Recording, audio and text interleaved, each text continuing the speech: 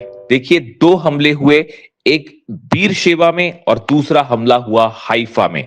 और ये दोनों हमलों में जो धमाके हुए, एक धमाका हुआ केमिकल रिफाइनरी हाइफा की और दूसरा बीरशेबा का स्टील प्लांट। इन दोनों धमाकों को इस जंग के बीच अब केमिकल वॉर की शुरुआत माना जा रहा है। कहा जा रहा है कि अब इस जंग के बीच केमिकल ठिकानों पर हमले हो सकते हैं, ऑयल रिफाइनरीज पर हमले हो सकते हैं और पूरे इलाके में जहरीला धुआं फैल सकता है, जहरीला हादसा हो सकता है। देखिए, जब कल ये हमले हुए हाइफा में रिफाइनरी में, उसकी तस्वीरें सामने आई और यहाँ पे जो टैंक्स थे बड़े बड़े, उनमें आग लग गई। इसी तरह बीरशेबा के स्टील प्लांट में धमाके हुए और सीधा ईरान की मिसाइल के हमले हुए। इसके बाद जो एक्शन इजराइल की सरकार ने लिया, वो इस बात की ओर इशारा था कि एक बड़ा हादसा ये जंग में अब हो सकता है। देखिए, लोगों को ये कहा गया, खास तौर पर हाइफा में कि और बीरशेबा दोनों ही जगह, कि लोगों को ये कहा गया कि आप घरों के बाहर ना निकलें, अपने घरों के एसी बंद कर दीजिए। और इसके अलावा ये कहा गया कि अगर किसी भी तरह की कोई तकलीफ होती है तो तुरंत सरकार को सूचित करें।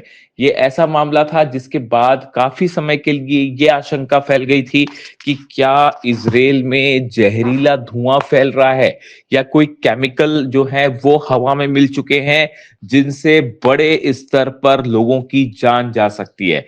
देखिए, जिस तरह से ईरान पर हमले हुए, ईरान की स्टील फैक्ट्रीज पे हमले हुए, ईरान के गैस स्टेशंस पर हमले हुए, उसी समय ईरान ने चेतावनी दी थी कि अगर हमारे स्टील प्लांट्स पर हमले होते, हमारे इंफ्रास्ट्रक्चर पर हमले होते, तो उसी तरह का बदला लिया जाएगा। और इसी का नतीजा था कि यूएई में और बहरीन में एल्यूमिनियम के जो कारखाने हैं उनको निशाना बनाया गया, हाइफा में केमिकल रिफाइनरी पे अटैक हुए और बीरशेबा में स्टील प्लांट पर अटैक हुए। इतना ही नहीं, कई अरब देशों पर भी हमले हुए। लेकिन ये हाइफा और बीरशेबा में जो हमले हुए, ये बेहद अहम, इसकी वजह ये थी कि यहां से केमिकल रिसाव का खतरा पैदा हो गया था। एक ऐसा हादसा जो कि एक झटके में हजारों लोगों की जान ले सकता था इजराइल में। लेकिन अभी हालात कैसे हैं, इसको लेकर अभी जानकारी साफ नहीं हुई है। जिस तरह से धुआं बाहर निकला, उसके बाद ये लग रहा था, जिस तरह से अलर्ट आया गवर्नमेंट का कि आप लोग घर में रहें, बाहर ना निकले, उसके बाद कुछ समय के लिए पैनिक था कि यहाँ कुछ बड़ा हो सकता है। इसके अलावा देखिए, ईरान की तरफ से एक बार फिर ये बात साफ की गई है कि डोनाल्ड ट्रंप से किसी तरह की कोई बात नहीं की जाएगी, अमेरिका से किसी तरह की कोई बात नहीं की जाएगी, क्योंकि बातचीत के दौरान हमेशा जब भी बातचीत होती है उसके बाद धोखा मिलता है अमेरिका की तरफ से। हमलों की बात करें, एक बार फिर ईरान ने यूएई को दहला दिया है। यूएई एयरपोर्ट पर लगातार हमले हो रहे हैं।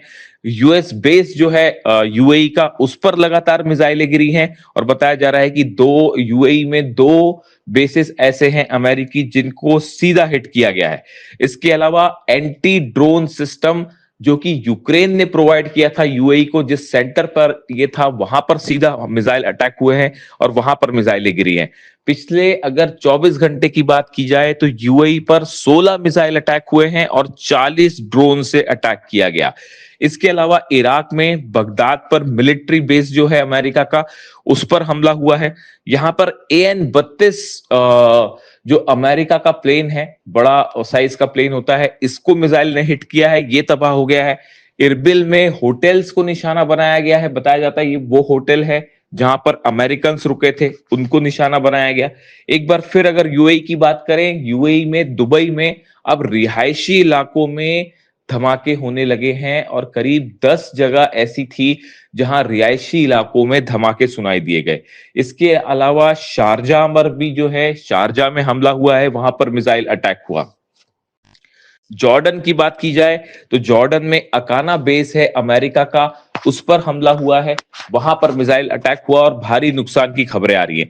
इसके अलावा देखिए, कुवैत के वाटर प्लांट पर हमला हुआ है और बताया जा रहा है कि वाटर प्लांट में जो काम था वो रुक चुका है। और न सिर्फ कुवैत में बल्कि यूएई, सऊदी, जॉर्डन, कतर, सब जगह जो वाटर ट्रीटमेंट प्लांट्स हैं वो ईरान के निशाने पर हैं। जिस तरह से ईरान पर हमले हुए, ईरान में उन जगहों को निशाना बनाया गया जहां से वाटर सप्लाई होती है, उसके बाद ही ईरान की तरफ से ये एक बयान दिया गया था कि अगर इस तरह के हमले जारी रहे तो अरब देशों के जितने वाटर सप्लाई प्लांट्स हैं वो भी तबाह किए जाएंगे। यानी जंग सिर्फ अब तेल की नहीं रही, जंग पानी की भी है। और अगर ये वाटर फैसिलिटी हिट होती है तो पूरे अरब में एक एक बूंद पानी के लिए हाहाकार मच जाएगा।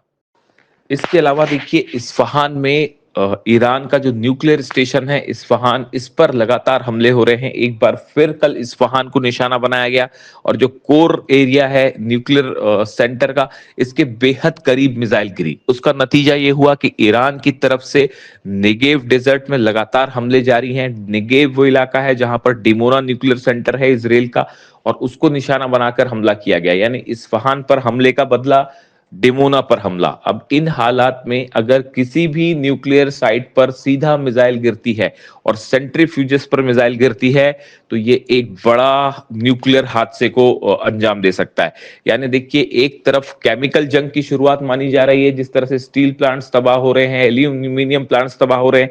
ये वो प्लांट्स है जहां से बड़े स्तर पर, जहां ऐसी गैसेस का इस्तेमाल होता है जो कि जहरीली होती है और अगर हवा में मिल जाए तो पूरे अरब में तबाही मच सकती है। यानी न्यूक्लियर ठिकानों से रेडिएशन का खतरा है और स्टील प्लांट से और गैस प्लांट से जहरीली गैस लीक होने का खतरा है। इसी बीच लगातार जो है वो अमेरिका के फाइटर जेट्स तबाह हो रहे हैं। एक बार फिर खबरें आई हैं AN-32 जो है उसमें उसको वो तबाह कर दिया गया है। इसके अलावा हमने देखा था कि 6 KC-135 प्लेन्स जो रिफ्यूलिंग प्लेन्स है वो तबाह हो चुके हैं। F-35 हिट हो चुका है, अवॉक्स प्लेन तबाह हो चुके हैं और अब AN-32। यानी लगातार अमेरिका के जो फाइटर जेट्स है उनके गिरने की खबर आ रही है और उन पर अटैक कर रहा है ईरान। इसी तरह से देखिए खर्ग आइलैंड को लेकर भी लगातार खबरें हैं कि खर्ग और केशम आइलैंड पर अमेरिका बड़ी कार्रवाई कर सकता है।